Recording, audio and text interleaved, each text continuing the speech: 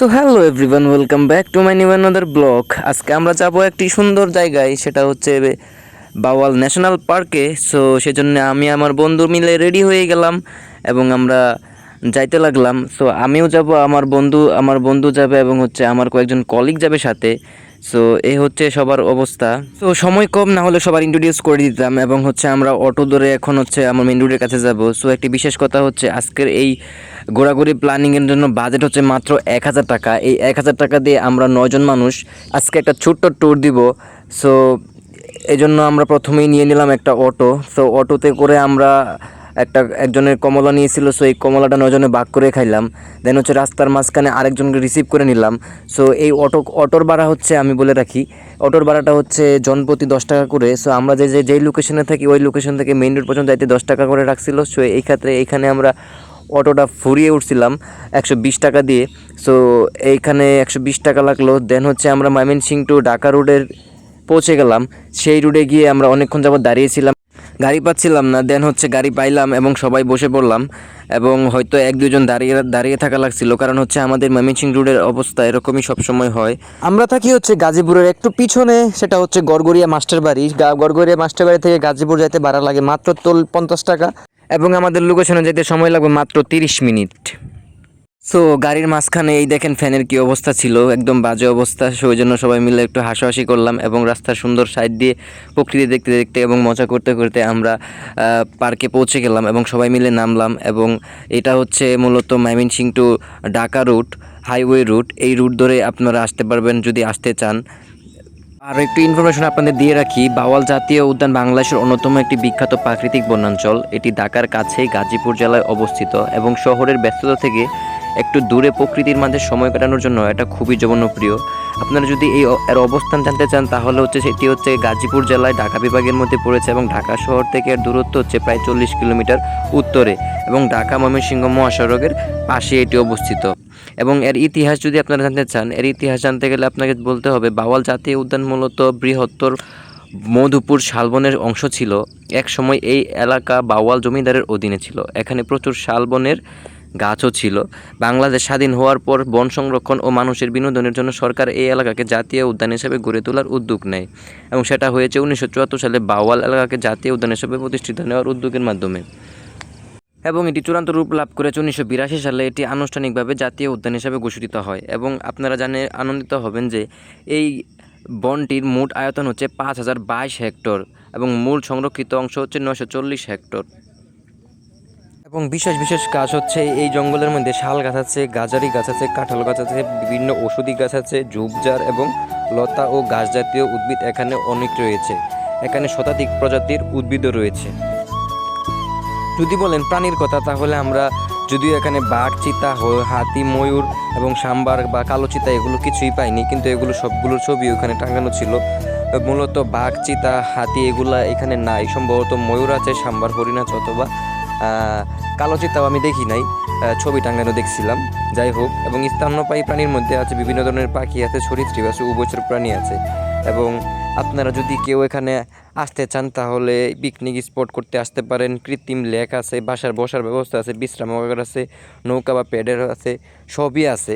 But হচ্ছে সবগুলো একদম বাজে অবস্থা হয়ে গেছে। যদি এগুলো বড় মেরামতের ভালো ব্যবস্থা নেই তাহলে হয়তো আরও সুন্দর হবে পার্কটি করার জন্য। তো চলেন এখন আমরা ভিডিওতে ফিরে যাই। দৌড়ে দৌড়ে যাচ্ছিলাম ভিতরের দিকে, কেউ যাইতে চাইতেছে না গাইস। সো আমি এখন ভিতরে যাব। একটা ছোট্ট ঘরের মতো দেখা গিয়েছে। সো এই ঘরের ভিতরে আসলে কি আছে তাই দেখতে চেষ্টা করলাম। এইখানে দেখলাম আবার ড্যাফল ফল, আপনারা চিনেন কিনা আমি জানি না। এটা হচ্ছে ড্যাফল ফলের মতো লাগছিল, অনেক অনেক বড় বড় মোচা ছিল এবং অনেক পড়েছিল। হয়তো রাত্রে অনেক বাদুর খায় এগুলো। পরিত্যক্ত একটা আবাসস্থল দেখতে পাচ্ছেন, যদিও শুঙ্গ কিন্তু সম্পূর্ণ ভেঙে চুরে গেছে। ওই যে আরেকটা আছে।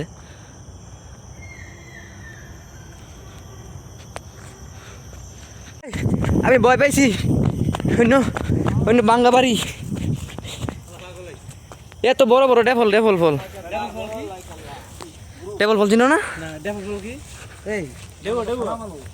শুনে হাসি পাইছিল। এখানে আমরা বিভিন্ন জেলার মানুষ আছি তো, সো ওরা ডেফল ফল চিনে না। সো এই জন্য খুব হাসি পাচ্ছিল আমার। সো এখন সবাই মিলে ছবি তুলাতুলি করে এখন একটা ঘর দেখতে পাইছিলাম, ওই ঘরের ভিতর দিয়ে ঢুইকা বের হইলাম। এইদিকে আমি আবার অর্জুন গাছ দেখলাম, তো অর্জুন গাছ কামড়ায় খাওয়া তুললাম।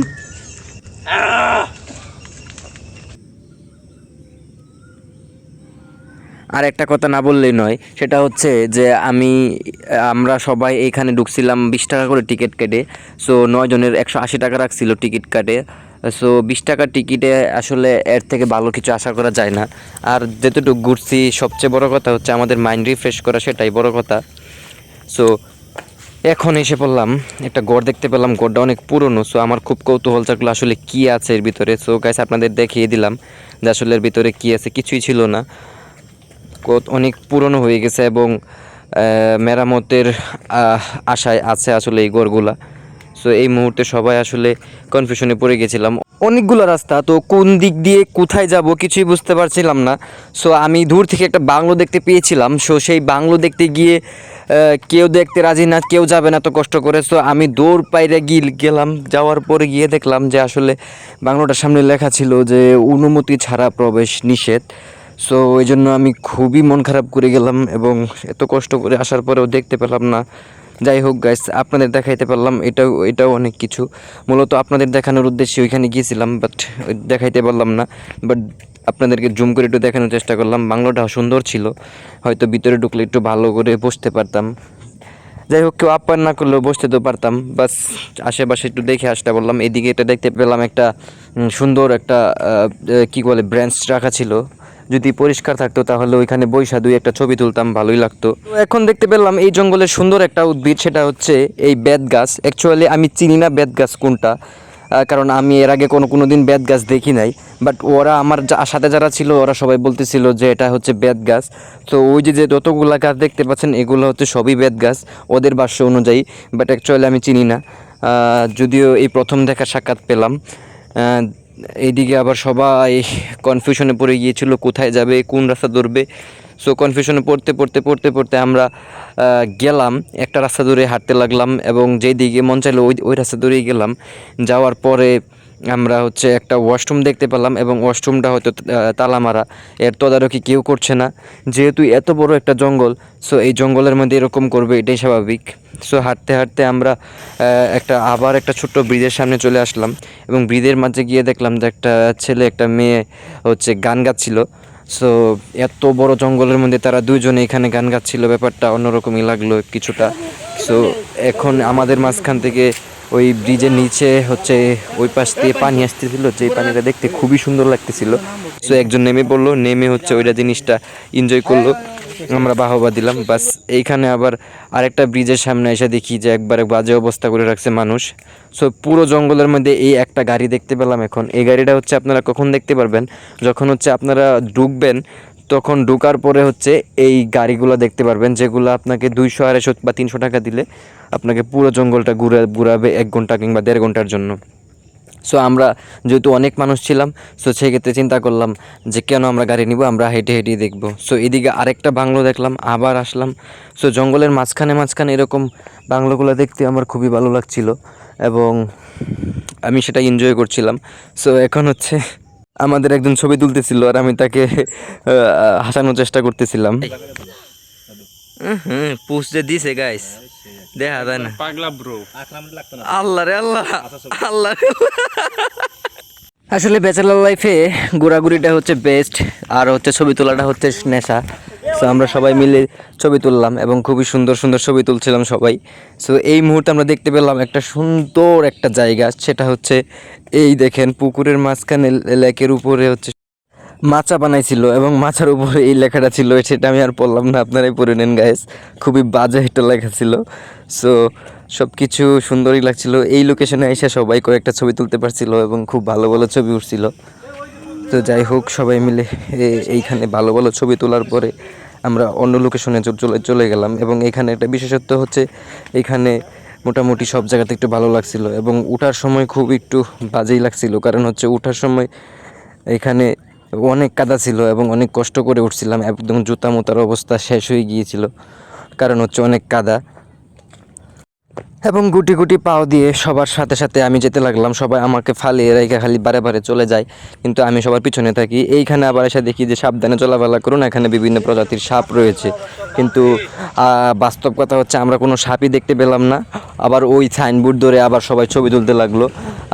সত্যি ব্যাপারটা খুবই মজার ছিল। আবার এই দিকে আসার পরে অনেকগুলা ফুল দেখতে পাইছিলাম পুরা জঙ্গলের ভিতরে। এই লোকেশনের মধ্যে কয়েকটা ফুল ছিল, আর প্রথম যখন ঢুকছিলাম তখন কয়েকটা ফুল ছিল, এবং ফুলের সাথে সাথে কয়েকটা ফলও পাইছিলাম। এবং এই ফলটা আসলে কি ফল আমি জানি না, বাট খাইছিলাম, একটু টক টক লাগছিল। সবাই বলছিল যে পাগল হয়ে যাবো, বাট পাগল তো হই নাই। এখন এই দিকে আরেকটা বিশেষ দিক হচ্ছে যে আমরা জঙ্গলের ভেতরে পুরো জঙ্গলের ভিতর দিকে একটা হাইস ঢুকে গেছে, অথচ ভিতরে ঢুকার সময় লেখা ছিল যে ভিতরে গাড়ি কিংবা কোনো যানবাহন চলাচল নিষেধ। তো এখানে দিকে পুরো হাইস চলে গেছে, ঢুকে পড়ছিল। সো এইদিকে আবার আরেকটা কী জানি ফল দেখতে পাইছিলাম, যদিও এগুলো আমি চিনি না, আর এগুলো খাওয়া যায়ও কিনা তাও জানি না। ওই ফলটা খাইছিলাম, বাট ওইটা হচ্ছে জামের মতো লাগছিল। সো যার কারণে হচ্ছে আমরা খাইছিলাম। সো দেখতে দেখতে দেখতে দেখতে বিভিন্ন প্রকার উদ্ভিদ, এতগুলা উদ্ভিদ সেই সম্পর্কে জানাই ছিল না। এইটাও আগে যে এটা করছিলাম বেত গাছ, পরে ওরা বলতেছে যে না ওইটা বেত গাছ ছিল না, এটা হচ্ছে বেত গাছ। সো অ্যাকচুয়ালি আমি জানি না, আপনারা যারা বেত গাছ চিনেন তারা অবশ্যই আমাকে কমেন্ট করে জানিয়ে দিবেন আসলে এটাই কি বেত গাছ কিনা। ওরা এটাও বলছিল যে এই যে এগুলো হচ্ছে বেত গাছ। সো আমি ধরছিলাম বেত গাছে হচ্ছে, আমি জানি না কেমন হয়, এটা হচ্ছে অনেকটা ধারালো প্রকৃতির ওর পাতাগুলো ছিল। গাইস, অনেকক্ষণ হাঁটার পরে আমরা এখন একটা সুন্দর জায়গায় আসছি, এবং সেই সুন্দর জায়গাটা কি দেখবেন, দেখেন গাইস, আমি একটু দেখাবো। এটা হচ্ছে সবচেয়ে সুন্দর জায়গা এই জঙ্গলের ভিতরে। জাস্ট সি, ওই দেখেন গাইস, এটা হচ্ছে এই 3তলা বিল্ডিংয়ে দাঁড়িয়ে এই পুরো জঙ্গলটা দেখা যাবে ওই এই বিল্ডিংয়ে উঠে। আর হচ্ছে গাইস, ওই যে দেখতে পাচ্ছেন আরেকটা ঘর টঙের মতো, ওটাও কিন্তু অনেক সুন্দর। ওই যে ওইদিকে আরেকটা আছে, এইদিকে আরেকটা আছে, জাস্ট অসাম।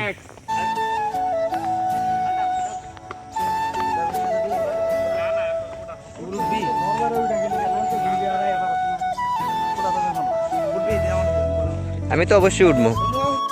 সো যেই কথা সেই কাজ, কেউ উঠতে চাইলো না, কিন্তু আমি আর আমার বন্ধু মিলে উঠলাম। কারণ হচ্ছে আমার উঠলে তো আমার বন্ধুর উঠতে হবে, কারণ সে হচ্ছে ক্যামেরাম্যান যদিও। সো কষ্ট করে করে উঠলাম, এবং উঠার সময় একটা জিনিস খেয়াল করেছিলাম, এবং সেটা হচ্ছে যে এর নিচে খুবই অপরিষ্কার ছিল। কারণ হচ্ছে আসলে জঙ্গলের ভেতরে, এই পার্কটার ভিতরে তদারকি করার মতো কোনো ব্যবস্থা নেই, কাউকে আমি দেখতে পেয়েছিলাম না। বাট আমি বলেছিলাম যে ভিডিওতে ভাবছিলাম 3তলা, কিন্তু উঠতে উঠতে আমি অনেকটি তালা উঠে পড়েছিলাম, এবং অনেক উঁচুতে উঠে পড়েছিলাম, যেখান থেকে হচ্ছে পুরো চারপাশের প্রকৃতিটা খুব ভালো করে দেখা গিয়েছিল। বিশ্বাস করবেন কিনা জানি না। এই হচ্ছে গাইস সেই, আমি চাপলার উপরে উঠছি, 3তলা বিল্ডিং এর উপরে উঠছি গাইস। যেখান থেকে দেখেন, দেখাও এই পুরো দৃশ্যটা দেখেন কত সুন্দর দেখাচ্ছে। কারণ যদি ড্রোন ভিডিও হইতো গাইস আপনাদের দেখাইতে পারতাম। দেখেন কি সুন্দর একটা জায়গা, oh my god, just awesome guys, awesome. দেখছেন, অসাধারণ একটা। এই হচ্ছে প্রকৃতি খুবই সুন্দর। উপর থেকে যা দেখলাম গাইস, অনেক সুন্দর প্রকৃতি, জাস্ট একবার দেখে আপনার মাথা গরম হয়ে যাবে গাইস। এখন আমরা নিচে নামবো। আমি যখন উঠতে চাইছিলাম তখন কেউ উঠতে চায় নাই, বাট পরে তখন আরও 2-3 জন উঠছিল, কারণ হচ্ছে ওইখানে সুন্দর সুন্দর ছবি উঠছিল, এবং আমিও ছবি তুললাম ওদের সাথে। এবং আস্তে আস্তে নামতে থাকলাম, নামতে পুরো টায়ার্ড হয়ে গিয়েছিলাম, কারণ এত উঁচু, এমনিতেই অনেক হাঁটতে হাঁটতে অবস্থা কাহিল, তার উপরে অনেক উঁচু। সো নিচে নেমে পড়লাম, নিচে নেমে দেখি ওরা কি জানি, আসলে আমি যখন ওই ব্রিজে উঠছিলাম তখন হচ্ছে নিচে দেখতে পেয়েছিলাম একটা খেজুর গাছ। ওরা ওই খেজুর গাছের নিচে গিয়ে কয়েকটা পাকা খেজুর কুড়িয়ে আনছিল, এবং হচ্ছে আমরা ওই খেজুরগুলো ভাগ করে খাইছিলাম, যদিও আমার ভাগের জন্য একটা অবশিষ্ট ছিল না। হইতে হয়েছ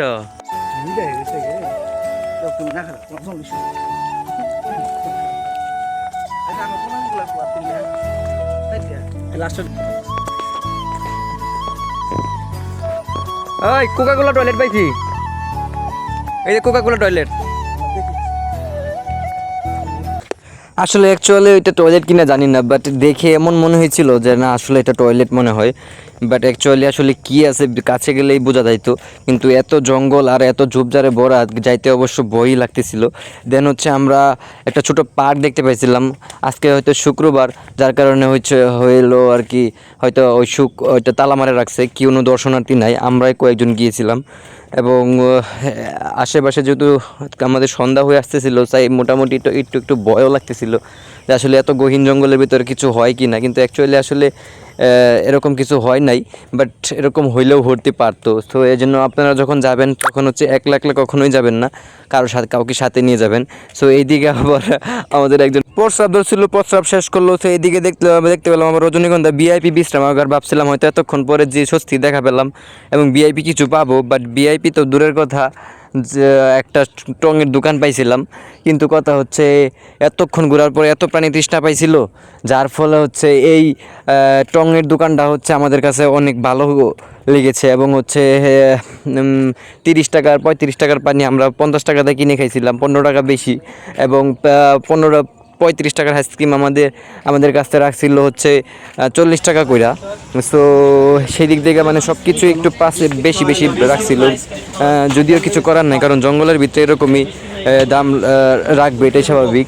জঙ্গলের ভিতরে তো পাইছি সেটাই তো বেশি, ঠিক না গাইস? সো সবাই মিলে ঠিক করলাম, সবাই একটা আগে পানি খাইলাম, যেহেতু আমাদের বাজেট সীমিত, সো আমরা বেশি খরচ করব না এখানে। সো সবাই মিলে ঠিক করলাম একটা পানি খাবো প্রথমে, তাই ফ্রিজ থেকে একটা পানি দিলাম, পানি দিলে সবাই খাইলাম। পরে চিন্তা করলাম যে সবাই মিলে একটা করে বাটি আইসক্রিম খাই নিই। সো সবাই মিলে একটা করে, সবার 9 জন মানুষ, 9 জনের মধ্যে একজন বাচ্চা ছিল। সো ওই ছোটো ভাইয়ের জন্য হচ্ছে আমরা, ওই ছোটো ভাই বললো যে না আমি আইসক্রিম খাবো না, আমি 7 আপ খাবো। সো তাকে 7 আপ কিনে দিলাম, আর হচ্ছে আমরা আইসক্রিম খেলাম। 8 জন মানুষ আইসক্রিম খেলাম, এবং আইসক্রিম আর টুকটাক খরচ মিলে আমরা ওইখানে মাত্র 400 টাকা বিল করছিলাম, হচ্ছে 9 জন মানুষ মিলে। সো বুঝতেই পারছেন আমরা কত মিতব্যয়ী ছিলাম এই ট্যুরটার সময়, কারণ এখন হচ্ছে মাসের শেষ দিকে একদিকে, সো এইদিকে টাকাও একটু কম। সো এই জন্য আমরা একটু কিপটামি করেই মোটামুটি আমাদের ট্যুরটা কমপ্লিট করে আসলাম। সো সবাই মিলে খাচ্ছিল, এইদিকে আইসক্রিম বিলানোর পালা। সো আইসক্রিম যার কাছে দিচ্ছিল, সো আমারটাও নিলাম। আমি নেওয়ার পরে হচ্ছে রেখে দিলাম, কারণ হচ্ছে আমি পানি খেয়েছিলাম স্লোলিভাবে, কারণ হচ্ছে এতক্ষণ ঘোরার পরে যদি আমি পানিটা আমার শরীরে ভালোভাবে না যেতে পারে, তাহলে আমি নিঃসন্দেহেই অসুস্থ হয়ে যেতে পারি। সো ট্যুর করে আসলে তো অসুস্থ হওয়া যাবে না, সো সেজন্যই আমি স্লো মোশনে খাইতে লাগলাম। সো সবার খাওয়া শেষ হওয়ার পরেও আমারটা ছিল। সো এইদিকে সবার খাওয়া শেষ করে হচ্ছে আমার দিকে একজন আসছিল যে আমার তোরটা দিয়ে একটু খাই, তখন হচ্ছে আমি কী কার করবো, দিলাম। সো আর একটা মজার ইন্টারেস্টিং বিষয় হচ্ছে পুরা হচ্ছে পার্কে তো কোনো কিছু নাই। সো এই দোকানটার মধ্যে আপনি হচ্ছে মোটামুটি আপনার বাচ্চাদের জন্য খেলনা টাইপের সব কিছু পেয়ে যাবেন। এবং আমার বন্ধুকে জিজ্ঞাসা করলাম, বন্ধু খাওয়া হয়েছে? বন্ধু করলো না, তার দই কম হয়ে গিয়েছে। অ্যাকচুয়ালি দই খাই নাই, খাইছিল হচ্ছে আগে আইসক্রিম। সো সে আইসক্রিম না বলে দই বলে কথা বললো মজা করে। যাই হোক, সো আমাদের ঘোরাঘুরি মোটামুটি কমপ্লিট হয়ে গিয়েছে, এবং আপনারা তো দেখতেই পাচ্ছেন যে আমরা কি কি দেখাইছিলাম। আসলে পুরাটা পার্কের ভিতরে, অর্থাৎ আপনার এই উদ্যানের ভিতরে মেনলি হচ্ছে বন। দেন হচ্ছে আমরা কোনো পাখি টাখি কিচ্ছু সাক্ষাৎ পাই নাই, বাট এখানে পাখি, বানর, বেজি, এগুলার ছবি টাঙানো ছিল। যদিও আমরা এগুলোর শব্দ শুনতে পাইছি, বাট আমাদের সামনে একটাও পড়ে নাই। যদি পড়তো অবশ্যই আপনাদের দেখাইতাম। এবং এইদিকে দেখেন আমরা ফিঙ্গে পাখি, যদিও আমরা এটাকে গ্রাম্য ভাষায় কি বলি, আমরা এটাকে বলি হচ্ছে সো যাই হোক, গ্রামের ভাষায় এখানে বললে চলবে না, কেউ বুঝবেও না। সো এই উদ্যানের ভিতরে সবচেয়ে একটা জিনিস ভালো লাগছিল, সেটা হচ্ছে গিয়ে এখানে একটা মসজিদ পাইছিলাম, এবং মসজিদটা অনেক বড় ছিল। অনায়াসেই মনে করেন যে 200-300 মানুষ নামাজ পড়তে পারবে, এবং হচ্ছে মসজিদটা খুবই সুন্দর ছিল। সো সবাই মিলে একজন অফার করলো যে নামাজ পড়ে নিই, বাট তখন নামাজ পড়ার অবস্থা কারো ছিল না, সবার শরীরের অবস্থা খুব বাজে অবস্থা ছিল। সো এই জন্য আমরা কেউ নামাজ পড়লাম না। সো চিন্তা করলাম সবাই বাড়িতে এসে গোসল করে তারপর ইনশাল্লাহ নামাজ পড়লেই হবে। সো এই জন্য আমরা আজকের মতো এখানেই বের হয়ে যাচ্ছি। সো এই আমাদের পার্ক দেখা শেষ। সো আপনারা যদি কেউ এখানে আসতে চান, এবং হচ্ছে নিজের মনটাকে একটু রিফ্রেশ করতে চান তাহলে অবশ্যই এখানে আসবেন। সো আমরা এখন ময়মনসিংহ টু ঢাকা রোডে আছি, আমরা রুট পার হব। সো রুট পার হওয়ার জন্য আমাদের ওই পারে যাইতে হবে, ওই পারে যাই তারপর আমাদের হচ্ছে গাড়ি ধরতে হবে। ও মেনলি একটা কথা বলে থাকি, সেটা হচ্ছে আমরা থাকি হচ্ছে গড়গড়িয়া মাস্টার বাড়ি। সো ওইখান থেকে ভবানীপুর থেকে গড়গড়িয়া মাস্টার বাড়ি যেতে মাত্র 20 টাকা 30 টাকা ভাড়া লাগে। সো আমরা 20 টাকা করে ফুরিয়ে আবার গাড়িতে উঠলাম এবং সবাই মিলে মজা করে চলে আসলাম। তো দিন শেষে একটা কথাই বলবো যে ট্যুর হচ্ছে মানসিক শান্তি। সো সবাই ভালো থাকবেন, বাই বাই।